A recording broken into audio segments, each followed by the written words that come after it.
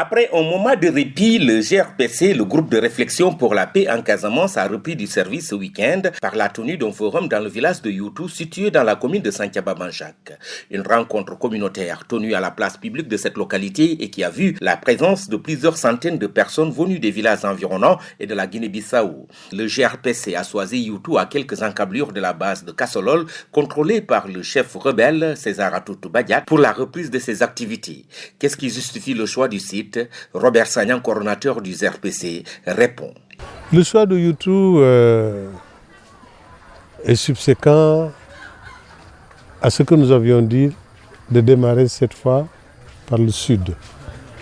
Vous savez que les 2 ou 3 années passées, nous avons concentré l'essentiel de nos activités, notamment dans le département de Bignona et Sédhiou aussi.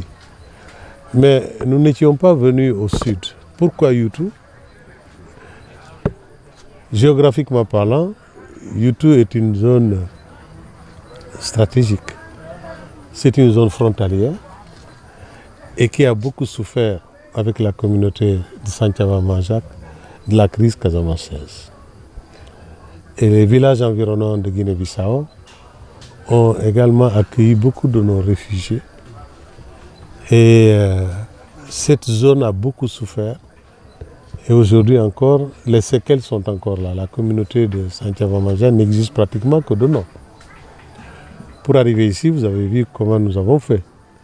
Il est temps que le GRPC termine ses travaux et livre ses conclusions au président de la République, quel que soit le calendrier de Robert Sagnan, aurait avancé il y a quelques 2 jours Moussa Cissé, secrétaire général du collectif des cadres casamançais.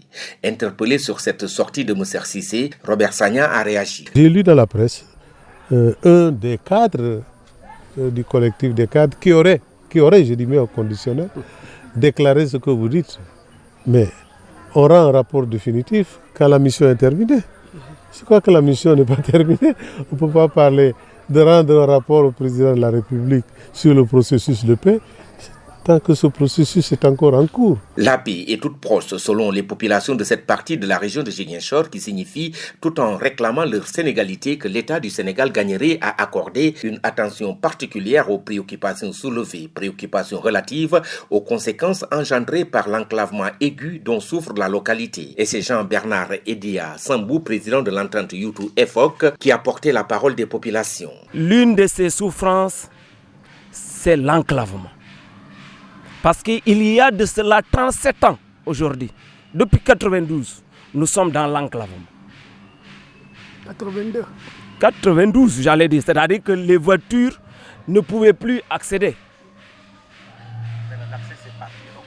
L'accès, c'est par pirogue. Aussi bien à Youtou qu'à EFOC. Pire à direct. Il n'y a pas de santé à Youtou. À Youtou, EFOC. Bien vrai qu'il y a un poste de santé à Youtou, mais un poste de santé dépourvu de tout. Il n'y a pas de médicaments. Pire, en cas de malade grave. Pour évacuer un malade de EFOC au pont ou bien de Youtou au pont. Si c'est à EFOC, on l'amène jusqu'à Youtou. Et on contacte la péniche des prêtres pour pouvoir l'évacuer. Nous avons perdu beaucoup de nos sœurs en voulant donner la vie. Ils ont perdu la vie. Nous l'avons vécu. Et je peux dire depuis 1995. Le nom du village de Youtou rime avec enclavement. Un enclavement qui oblige tout voyageur vers cette destination à emprunter la voie maritime qui part du pont de Niambalan. Car avec la fermeture de la voie terrestre pour cause d'insécurité, voyager en pirogue à travers les Bolons constitue la seule alternative aujourd'hui pour rallier ce village. Youtou, une localité dont le nom renvoie également à la crise casamançaise qui perdure encore sous nos cieux 37 ans après.